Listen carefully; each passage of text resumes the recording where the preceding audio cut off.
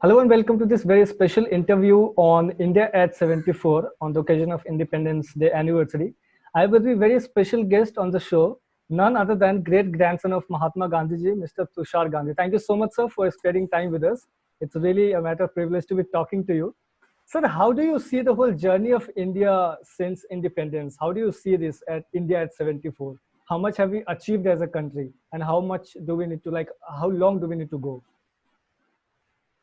Well, thank you very much, Shubham, and my greetings to you and all the viewers on our Independence Day. It's a matter of pride that we are celebrating the 74th Independence Day, anniversary of the Independence Day. But I think more than rejoicing, we need to take stock of where we have reached in these years. India is at a crossroads where its entire ethos is attempting to be changed, and it seems to be working very well. And I think that is something that we should feel concerned about, because what the founders of India had visualized it to be, and what we are becoming or what we have become, is very, very something very, very different. And I think like-minded people need to ponder over this and ponder over how we can get India back onto the path that its founders had thought for it and visualized it. You asked me what do I think about the journey. We have some great achievements there. We can't say that India hasn't achieved anything, but the greatest achievement, if it can be called an achievement, is the kind of disparities that we have created amongst our own citizens, and the wide gap of the facilities that our citizens enjoy. Some who have unbelievable riches, and some who are poverty-stricken are unbelievably poor. And a country in which that kind of a disparity exists, something is definitely fundamentally wrong with it. And I think one cannot blame present regimes or the regimes of the near past. This process, I believe, started right from the time of independence, and it just kept on increasing because of certain objectives that we pursued in our as a nation, that have now come to this stage where there is such a huge. It's almost like two nations living within a nation, within a notion of a nation. Interesting word. So, sir, on that, I was coming to the next question. Do you think we have achieved a lot since independence, since we achieved independence, in terms of elimination and eradication of poverty, inequality, or so many other kinds of discrimination from which our freedom fighters stood, and what is enshrined in the Constitution? How far have we been able to been successful on those fronts?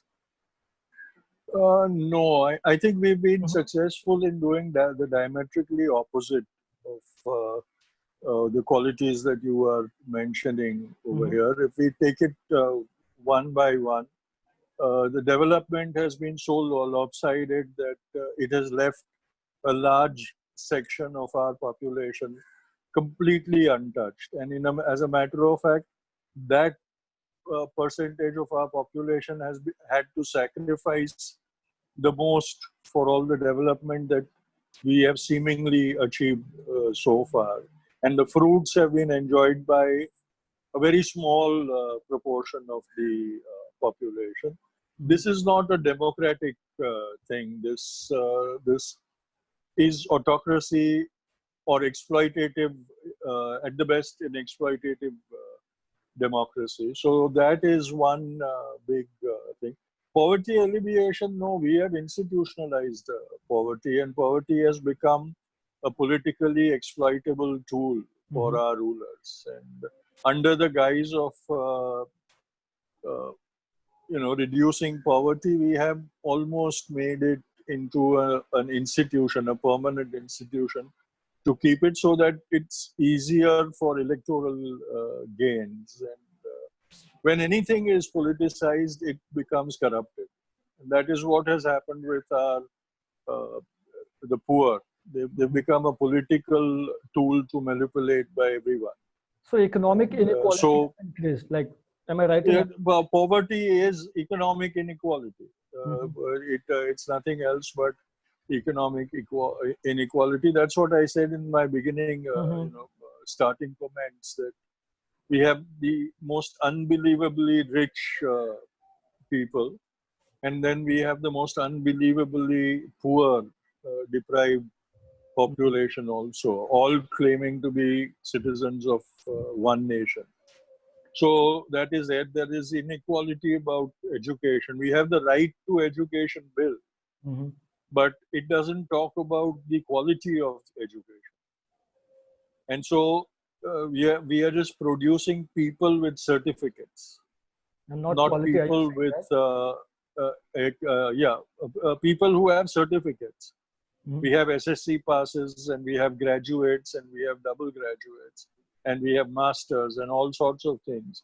But if you look at the level of knowledge, our education system doesn't seem to be catering to that at all. The requirements of the thing. You look at the new education bill also.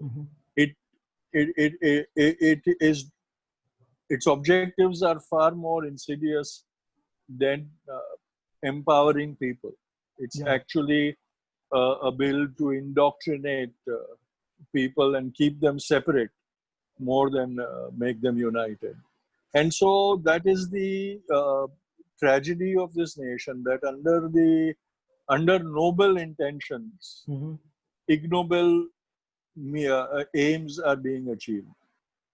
Sir, now talking about democratic setup of this country, we chose to democratic setup, unlike some of our neighbors. That too in those circumstances when it was very difficult, we had high amount of poverty, no economic power. Like other side even laughed at us, ridiculed us that we won't be able to, stand firm on our feet, given on our own, Right. like world leaders. First, I want to understand, how do you see the democratic journey of this country today? Well, if it is, if we are only to say that, we proved the world wrong, then yes, we did prove the world wrong. We have lasted for so long. But then, is mere survival a quality? We have to ask ourselves. Yes, we have survived. We have survived much better than our neighbor who uh, achieved freedom along with us. But is that the only thing that we should be proud of?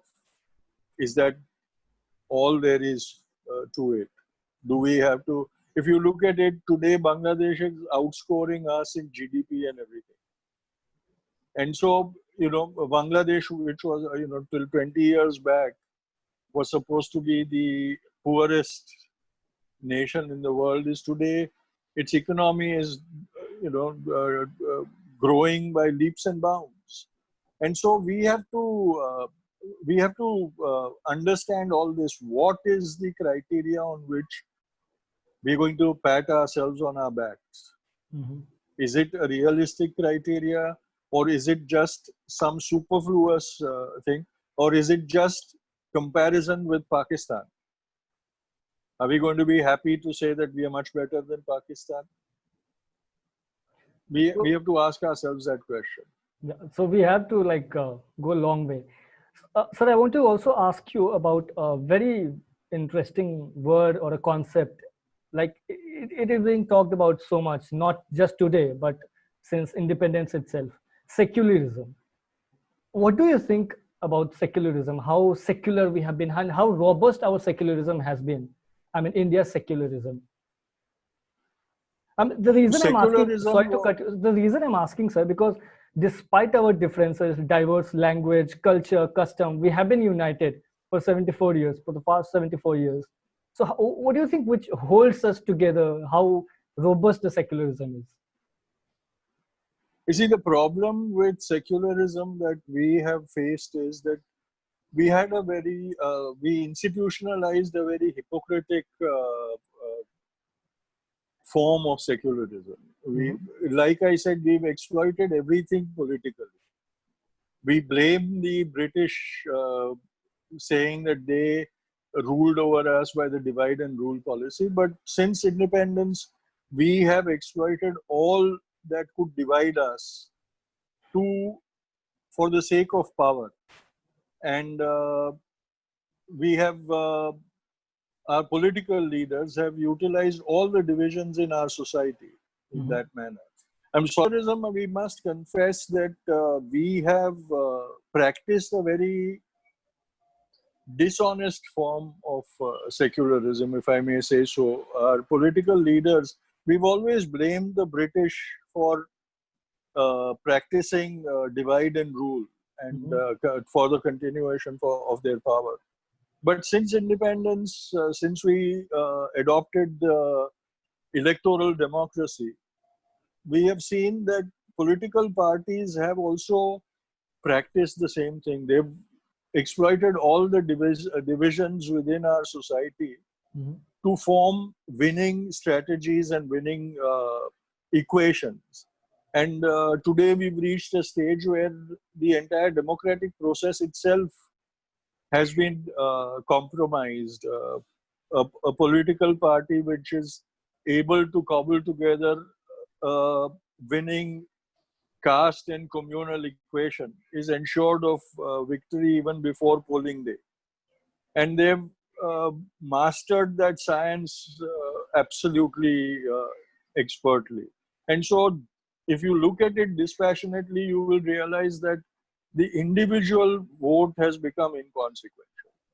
And so that is where the ideal of secularism has been corrupted, and those who never accepted secularism or the secular ideology have succeeded in demonizing secularism to an extent where secularism is today an abusive term. It is abused and marginalized. But the ideal secularism is still very important for a country which is made up of diverse populations in terms of religious practices, in terms of regionality, in terms of race, and every other aspect, in terms of caste also. And if secularism was honestly being practiced, then we should have been able to wipe away the barriers not only of religion but also of caste, because then religion and religious practices would have become a private matter, and in public life we would only have the identity of an Indian citizen. So, but today, even in official forms, we don't have that.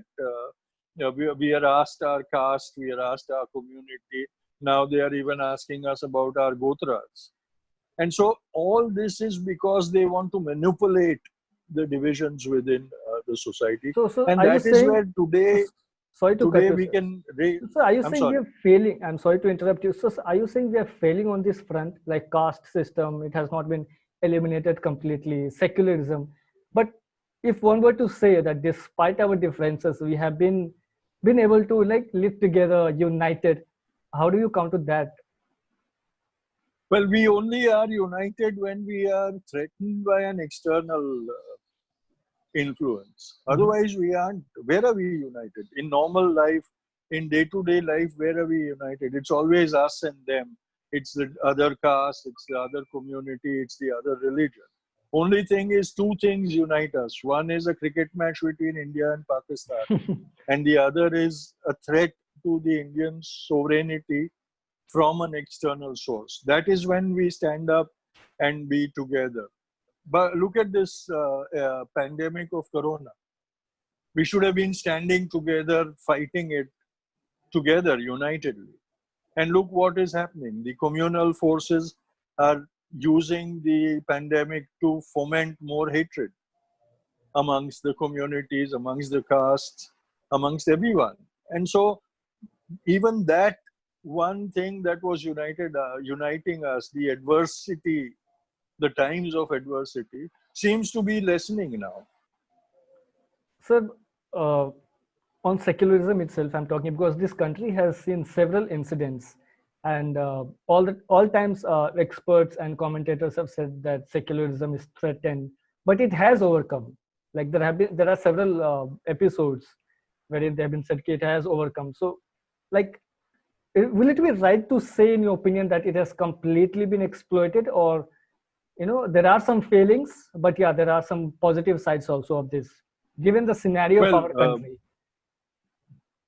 well, I would say that yes, there are some positives that we have managed to ward off sectarian violence. We have Mhm. managed to ward off uh, communal violence to a large extent. Not absolutely, but to a large extent. Mhm. But on the eve of the 74th anniversary of independence, the government has officially adopted the Hindu agenda to be their official agenda. The Prime Minister doing the Shilanyas of the Ram Janma Bhoomi Mandir is significant that the Hindu agenda is now the official agenda of the government. And so let's not delude ourselves about being secular anymore.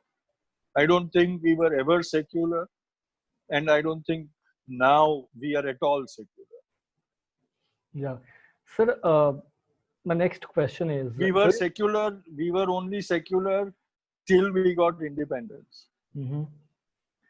Sir, do Post you, independence, we stopped being that. so like everything is bad when it comes to secularism, or we have obviously the positive things to celebrate?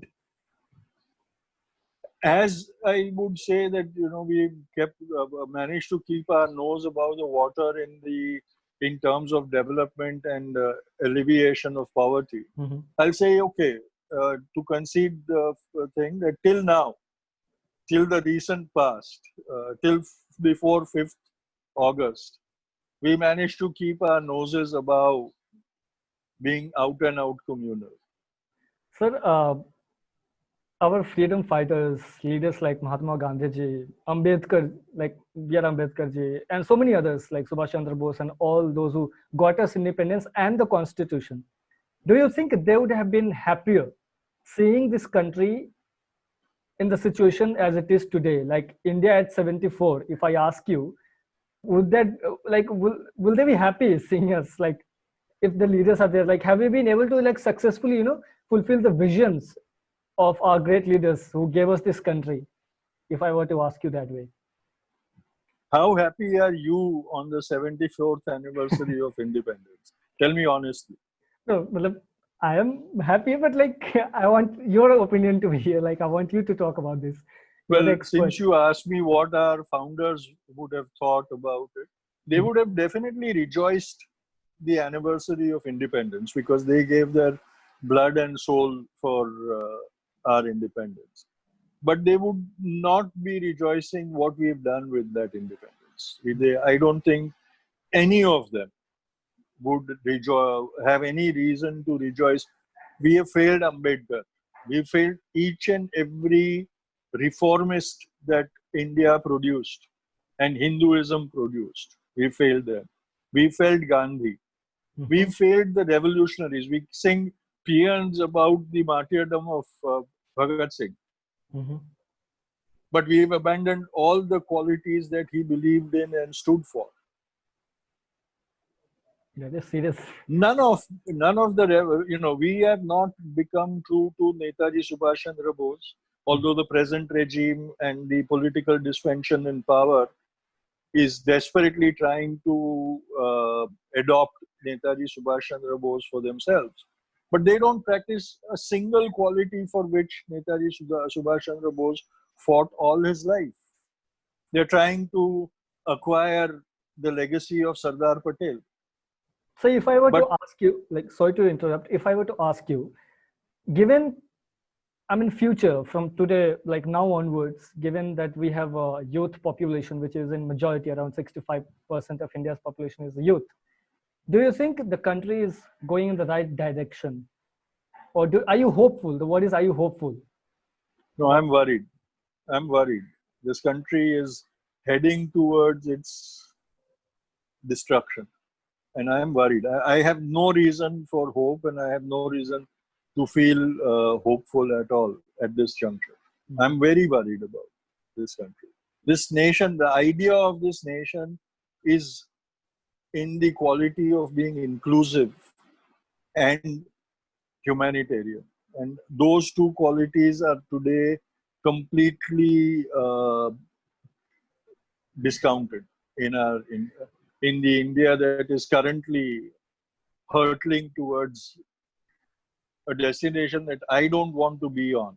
I don't want to reach that destination.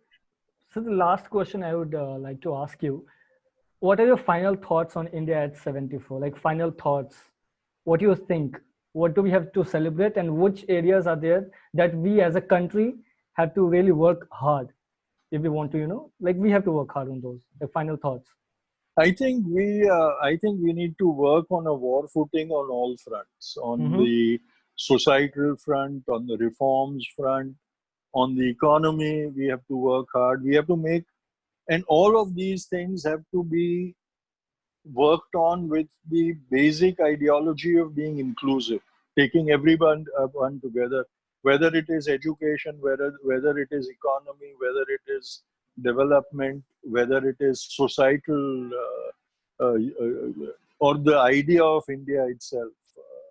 We have to work on a war footing, and we have to take responsibility for that. We cannot expect, or we cannot put the responsibility on a particular group of people or a government or anything. I think the time has come, like our freedom struggle, where all of us will have to take responsibility and do our own, whatever we are capable of doing, to safeguard this democracy and this nation. Otherwise, the idea of India will not survive. Thank you so much, sir, for talking to us on The Logical Indian. It's been a pleasure to be talking to you for The Logical Indian. Thank you so much for your time. And thank you very much. And thank you very much. And as I started, my good wishes on Independence Day to all of us. Jai Hind. Jai Hind.